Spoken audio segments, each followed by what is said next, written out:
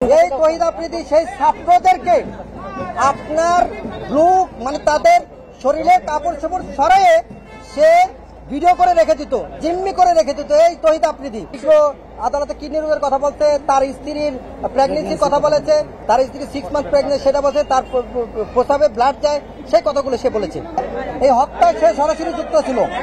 এবং এই ইউটিউবার তহিদ আফ্রিদি শুধু এটা দিয়ে সে ক্ষান্ত হয় নাই, এই যে ছাত্ররা এখানে আন্দোলনের সাথে যুক্ত ছিল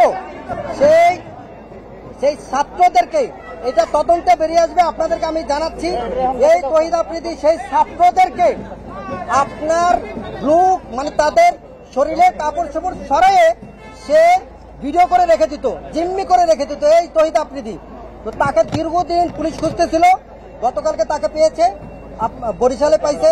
সিআইডি তাকে বিজ্ঞ আদালত আজকে প্রেজেন্ট করেছে। আমাদের যে আবেদন, বিজ্ঞ আদালত আমাদের আবেদনের প্রেক্ষিতে, আসামি পক্ষের শুনানির প্রেক্ষিতে, উভয় পক্ষের শুনানিতে 5 দিনের রিমান্ড মঞ্জুর করেছে। আপনাদেরকে ধন্যবাদ।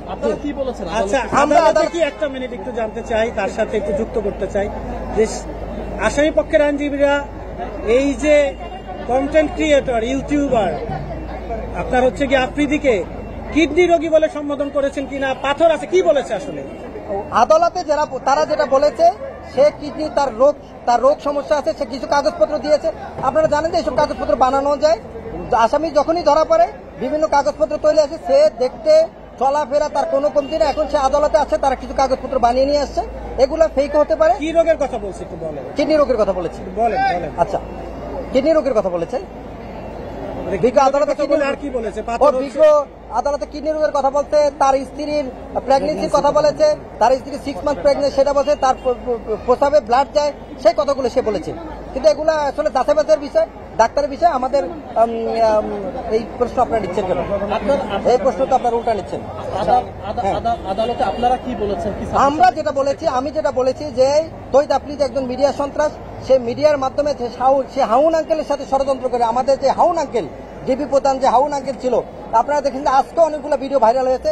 সে হাউন আঙ্কেলের সাথে মিলেমিশে মূলত এই দেশে যেভাবে আওয়ামী সন্ত্রাস, যুবলীগ সন্ত্রাস, ছাত্রলীগ সন্ত্রাসীকে যেভাবে ইনফ্লুয়েন্স করা যায়, তাদের সাথে যেভাবে অ্যাড করে দেশের সন্ত্রাসী কাম করা যায়, ছাত্র জনতাকে হত্যা করা যায়, সেই তথ্য সন্ত্রাসের সাথে সরাসরি জড়িত ছিল।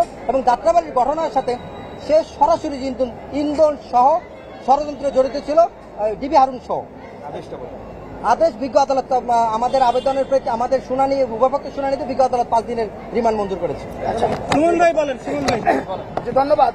আজকে আমরা রাষ্ট্রপক্ষে আমরা যে মামলাটা, সেটা হচ্ছে এই কোটা বিরোধী আন্দোলনে আসাদুল হক বাবু নামে 24 বছর বয়সী একজন জুলাই যোদ্ধা, তিনি 36শে জুলাই যাত্রাবাড়ি থানার সম্মুখে তাকে গুলি করে হত্যা করা হয়েছে। তাকে গুলিবিদ্ধ অবস্থায় ঢাকা মেডিকেল কলেজ হসপিটালে নেওয়া হলে কর্তব্যরত চিকিৎসক তাকে মৃত ঘোষণা করেন।